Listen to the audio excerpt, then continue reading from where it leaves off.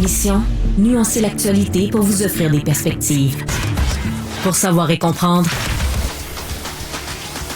Karima Brick. Il y a des chercheurs de l'Université de Waterloo qui nous ont appris que la solitude, surtout là, si on la jumelle avec l'isolement social, ça augmente de beaucoup le risque de perte de mémoire liée à l'âge. Il y a un article assez intéressant, vous pouvez lire ça dans la presse aujourd'hui. C'est de Jean-Benoît Legault de la presse canadienne. Et on va en parler avec le docteur Jude Poirier. Il est professeur titulaire de médecine et de psychiatrie à l'Université McGill, directeur de l'unité de neurobiologie moléculaire à l'Institut universitaire de santé en santé mentale Douglas, chercheur principal également à l'Institut canadien de recherche sur le vieillissement. Et d'ailleurs, il y a son équipe qui ont reçu une importante subvention là, il y a quelques années pour étudier les bases biologiques de la solitude et de l'isolement social sur l'Alzheimer. Donc, on va parler de tout ça avec lui. Docteur Jude Poirier, bonjour. Bonjour. Merci beaucoup d'être avec nous aujourd'hui. Déjà en partant, peut-être de faire la distinction entre l'isolement et la solitude. Concrètement, d'un point de vue médical, comment vous feriez cette distinction? En fait, c'est plus une perception que je vous dirais psychologique. La solitude, c'est la perception par l'individu lui-même qu'il n'est pas entouré ou qu'il ne doit pas nécessairement chercher la compagnie des autres.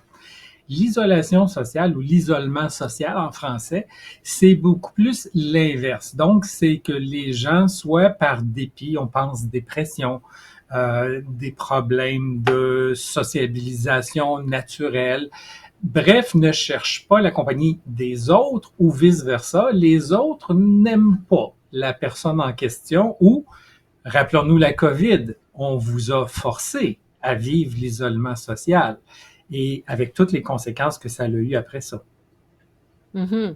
Et donc, ce que nous dit cette fameuse étude de l'université, des chercheurs de l'université de Waterloo, c'est surtout donc cette solitude-là, jumelée, oui, à cet isolement social, mais cette solitude qui a un impact sur la mémoire quand on vieillit. Comment on explique ça? Qu'est-ce qu'on a pu observer concrètement?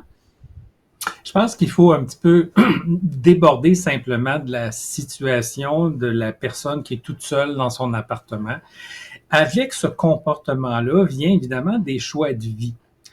Puis là, je vais vous parler de l'Alzheimer dans le sens large de la définition de la maladie. On dit que l'Alzheimer, c'est causé entre 60 et 70% par des facteurs dits génétiques, donc des gènes que vous héritez de vos parents. Mais il y a un 30-40% qui est le résultat de ce que j'appellerais l'environnement dans le sens le plus large. Donc, l'environnement, ça inclut, oui, là où vous vivez, comment vous vivez, seul ou avec des gens, mais c'est aussi l'environnement dans le sens de la nourriture, l'activité physique et les maladies susceptibles de vous rendre vulnérable à la maladie d'Alzheimer. Et c'est vraiment dans ce contexte-là que nous, on étudie l'isolement social et la solitude, parce que vient avec ça des choix pas nécessairement les meilleurs pour ce qui est de notre qualité de vie. Prenons par exemple l'absence d'exercice qui est formellement démontré comme étant un facteur de risque Alzheimer. Le taux de cholestérol élevé. C'est quoi un taux de cholestérol élevé? C'est quand on mange pas bien. C'est un peu vrai aussi pour le diabète, qui est un facteur de risque officiel, comme le cholestérol, de maladie d'Alzheimer. Je sais qu'on l'a souvent entendu associé aux maladies cardiaques, mais si vous survivez votre risque de maladie cardiaque, il y a une deuxième maladie qui vous atteint à 70-75 ans, qui s'appelle l'Alzheimer. Or, si par exemple vous êtes un grand adepte de sucre, ça risque de déclencher ou de stimuler un diabète, qui est un facteur de risque à Alzheimer. Donc, évidemment, quand on fait des mauvais choix alimentaires, quand on choisit de peu ou pas faire d'exercice physique, et au niveau du cerveau, l'équivalent de l'exercice physique, c'est d'interagir avec les autres, stimuler son cerveau, stimuler sa mémoire à court terme, sa mémoire à long terme, sa mémoire dans l'espace. Tout ça vient avec de la pratique.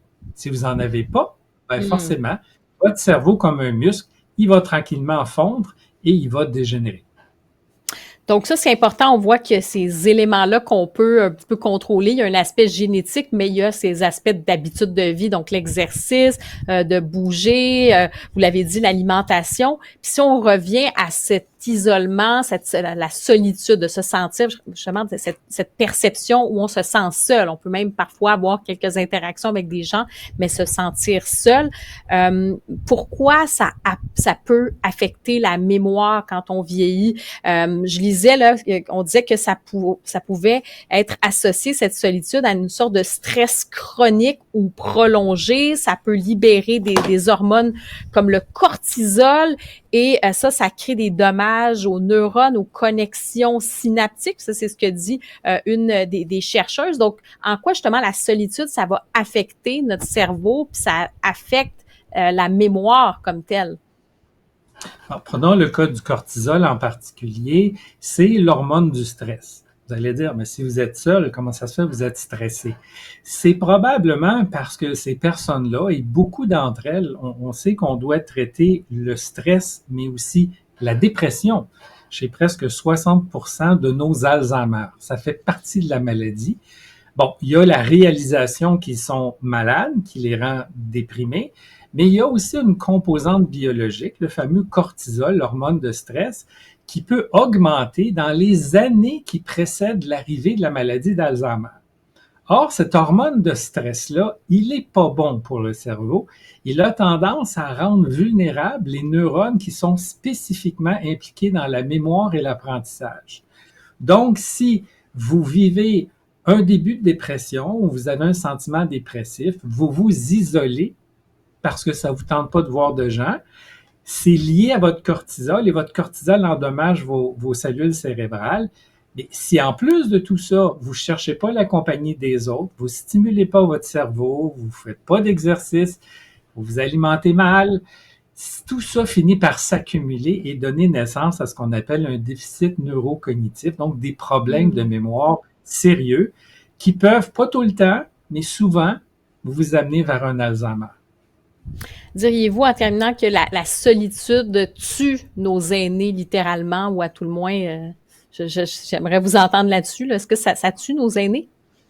Écoutez, comme on dit, bien manger, bouger, éviter la solitude, socialiser, aller prendre des marches dans les centres d'achat, interagissez, jouer aux cartes. Je sais que ça fait cliché chez la personne âgée, mais ça permet de socialiser. Puis socialiser, ça fait marcher tous les aspects de votre cerveau, pas simplement la mémoire à court terme.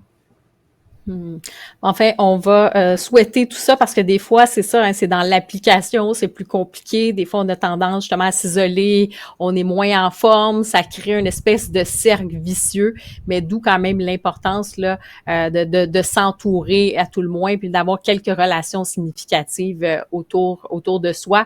Docteur, merci beaucoup d'avoir été avec nous aujourd'hui. Merci beaucoup. Ça m'a fait plaisir.